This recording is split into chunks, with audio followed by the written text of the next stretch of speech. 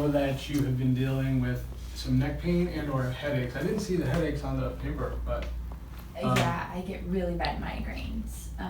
It just happened actually about a year after my scoliosis surgery. which was when? It was in 2016. Okay.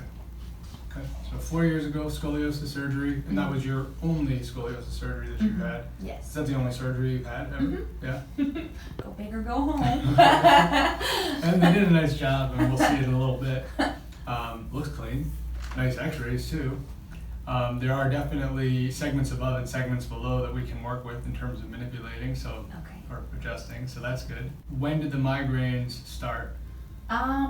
It really, I noticed it, I guess mostly after I had my daughter, so maybe about a little over a year ago. I guess from maybe the strain of constantly holding her, and then whenever she was younger and breastfeeding and rocking, all of that strain, and it's normally just on one side. So my right side has always kind of been my weaker side prior to surgery, because that's the way that my curvature went. So I kind of have always put more strain on this side to begin with. And then after I had my daughter, it just kind of, I feel it a lot more like in my neck. I have no back pain. So where my rods are and my screws and everything, there's no pain at all. It's more just above. So right where the rods and everything kind of stop is where, and I mean, you can kind of like feel it, like it's more raised, like my muscle is more tight, all of that, but it kind of just radiates from the back of my neck up to the back of like the occipital area, and then it'll just shoot all the way behind and then just kind of goes right over my eye. And Always and the right eye? yes, it's Okay. always this side of my neck. Like it happened last night after work. So it's like anything can kind of just trigger it if I, maybe sleep a little bit the wrong way or hold my daughter a little too much, or anything can kind of like exacerbate it. So Gotcha. And do you ever get it when you're at work? Do you notice it if your head is down like this? Is there like a positional association, you think? yeah, I'll notice it like at night when I'm on my phone. I'll notice I'll notice me doing this, and then I'll kind of start to feel like that strain. So I'm not the best at sitting like this always. I'm normally like this, which is not good. Yeah. But after my surgery, I did great with like sitting straight up and having good posture. But normally in reality, I'm just kind of like relaxed. And I'll find it if I even like cross my legs like this or cross my legs like this for too long, and I'm at work like charting and stuff. Yeah. So I guess anything positional will kind of trigger it. Gotcha. And any light glare, do you notice, because looking at the phone and looking down, I can kind of begin to formulate reasons why, like you might get neck tension, single or unilateral, because we're both, medical professionals, right? Headaches. But do you ever look at your phone or maybe a screen and some glare catches you? Could that trigger a migraine, or that's not really relevant, you think? Yeah, not really. It kind of, I think it just kind of stems from like the neck in general. I don't know if maybe it's just like the pressure or what, but I kind of like will feel like a bulge like behind my neck, and that's kind of where it just, I don't know, like from here up, kind of like my shoulder-ish, like above my trap area, I guess. Okay. But mainly like my neck right behind there. Do you ever get any tingling or numbness or any pain in your extremities? Sometimes down my right extremity, like to my elbow. No numbness to where I feel like I still have good, strong grip strength, but sometimes it'll just kind of tingle, a little bit of tingling. And like I said, it'll, I can kind of like feel it when it's kind of pinched on a nerve, and it'll tingle for a second. And if I massage it, use a heat pack, it'll subside. Understood. Okay. Comes and goes. All right. This is what we do. We adjust segmentally to take pressure off nerves. So the idea is that you have a little bit of, how should we say this? If the bone is out of place, even a little bit, from one spot that has been injured, or somehow it had to take on the brunt of the load from any of the tension in your spine, the rest of the spine is going to start to compensate because it has to keep the head, neutral, right? It has to stay eyes on the horizon. Right. So that's pretty much what's happened here is your spine got corrected, but then at some point, something above or below that basically just never foundationally, structurally got corrected, and then the rest of your neck is trying to compensate. Right. So we are going to basically look at some x-rays after I do a quick exam on you. Okay. And figure out why, because the whole idea is this: any amount of stress or tension from whatever reason, from whatever part of your spine, is going to set this like cascade of like inflammation and improper reception, up to the brain, back to the muscle, and so forth and so on. Okay. And that's how chiropractic really works, is by removing that pressure and that nerve interference to get those muscles to calm down, so the brain says, oh, there's less pain. Right. And then one thing I'm noticing is when you talk, and Jen's guilty of this too, is when you talk, you do like a very like excited, you're like very full of energy, which is awesome. I bet you like inspire a lot of people because you're like inspiring me when you're talking to me. So you do this, you're like, like it's very like, Uh-huh. So in actuality, when I'm watching you talk, I'm actually seeing you strain and really stress and flex your neck forward, putting tons of tension through the cervical thoracic junction. My opinion, 2 out of 3 already come to mind is that C5, C6 disc area, the way you're describing the referral pattern. Mm-hmm. And then over here in the occiput and atlas in the upper cervical, when our foramen magnum is potentially, or our upper cervical, is shifted, right? And it compresses the foramen magnum, we have that spinal accessory nerve that flows out through here, and it comes down and it innervates a huge portion of our trap and our SEN muscle. Okay. 1, 2. 2. 2. Mm-hmm. It feels the most like pressure tender. Mm-hmm. Okay. So here, I'm going to tell you what I feel, and then I'm going to look at the x-ray with you and show you what I see. Okay. Show you what makes sense to me. Okay.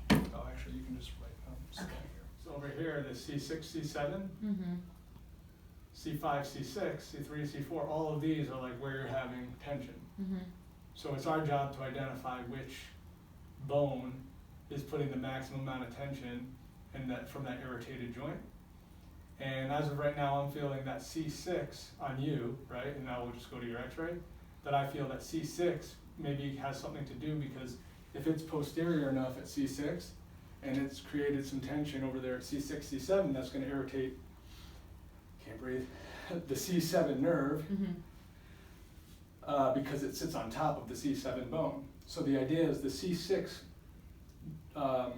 vertebra is posterior enough on 7, which is affecting that nerve going down into the left arm, maybe making it feel a little bit weak.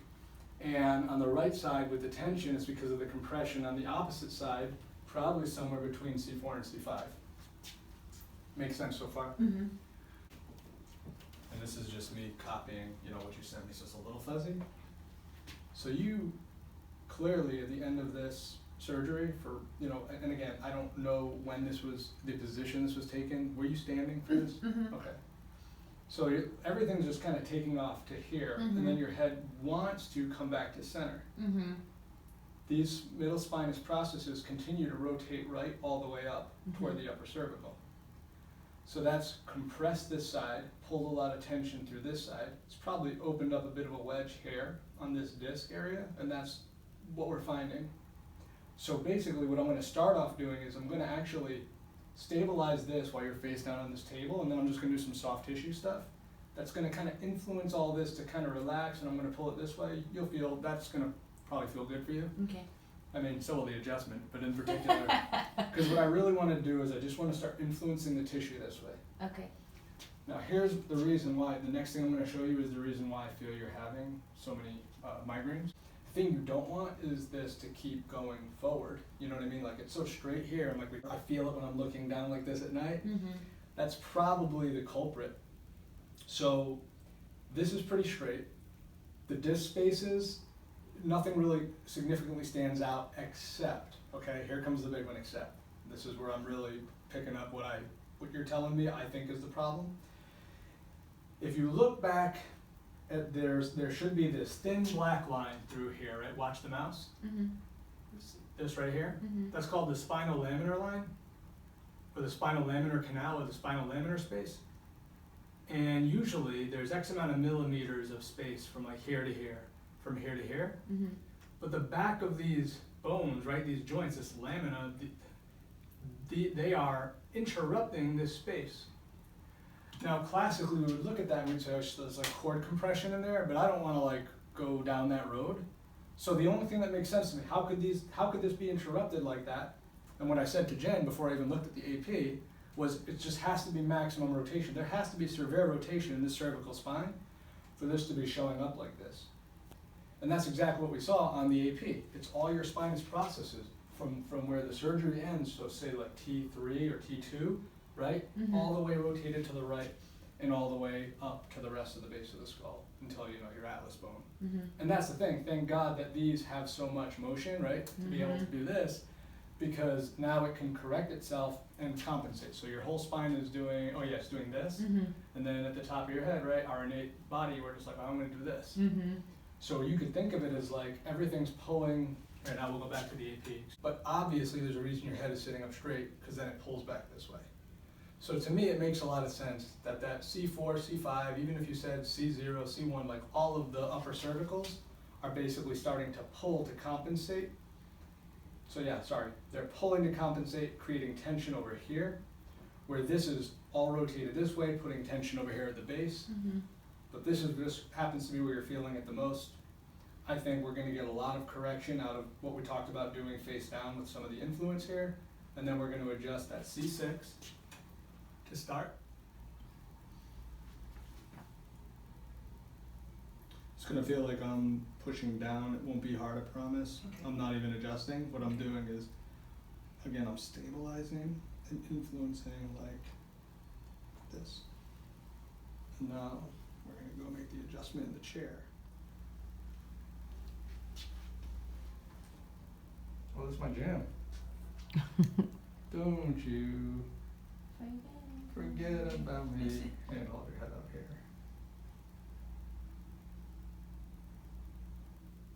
I've only done this to Nurse Jen like 15 million 1,600 times. times. I Seriously. know, she tells me all the time. She's so lucky that she married a I chiropractor. say that to her all the time. Everyone does. So, let your chin tuck down just a little and push back towards me. Push back into my chest. And let your shoulders really relax in the chair. And now we just get the head to really relax. Oh yeah, you're good. Beautiful. Excellent. Ooh, sorry, I wasn't supposed to say that. Here, how'd that feel? Good. That's the worst of it, you know? That's not bad at all. Awesome. At all. It feels good. Good. I feel like a weenie now. I hope you got that on camera, Jen. Let's see the right side. This is what I want to make sure. That right there, that's a good start there at C6. I just feel like if I don't address the right side, you might not get any of that. Yeah, see this? You feel it? Mm-hmm. So she's got, this is C2, 3, and there's 4. So yeah, that C4 and C5, That's where I feel it. we gotta adjust that. Otherwise, we're not gonna initiate the healing at that level. So same thing. Chin down a little and just kind of push back towards me a little bit more there. And let your head relax there. Oh, sorry, slipped up and let it drop. Just a little bit of it.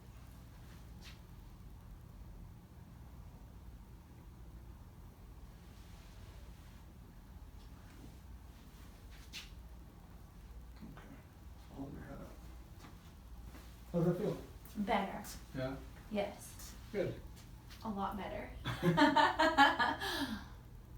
A lot better even when I go like this and Yeah. lean it back. Yeah. I feel the pressure off of that side. Nice. Yeah? It's so crazy. and that literally, like, that's how easy it is. It's I'm not so crazy. even gonna do like more for the shoulders. We're gonna let all that start to heal. Okay.